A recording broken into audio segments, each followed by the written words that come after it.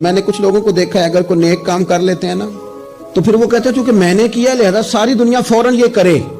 آپ یہ کیوں نہیں سمجھتے کہ رب نے آپ کو توفیق دی ہے تو آپ عاجز ہو جائیں اللہ کے بندے, آپ عاجزی اختیار کریں. وہ کہتے ہیں چونکہ میں کرتا ہوں لہذا میں اب اتنا بڑا آدمی ہوں تو فلانے بندے تو ٹھیک ہی نہیں. حضرت سعدی شیرازی کہتے ہیں کہ تہجد کا ٹائم تھا پرانے زمانے میں نا, لوگ مسافر اکثر رات مسجدوں میں آ کے گزارتے تھے تو کہتے ہیں مسجد میں لوگ سوئے ہوئے تھے سارے, تہجد کا ٹائم تھا, میں تہجد کی نماز پڑھ رہا تھا, میرے والد بھی ساتھ تھے, تو میں نے اپنے ابا جی سے کہا یہ دیکھو کتنے بد نصیب ہیں, نفلوں کا ٹائم ہے اور یہ سوئے ہوئے.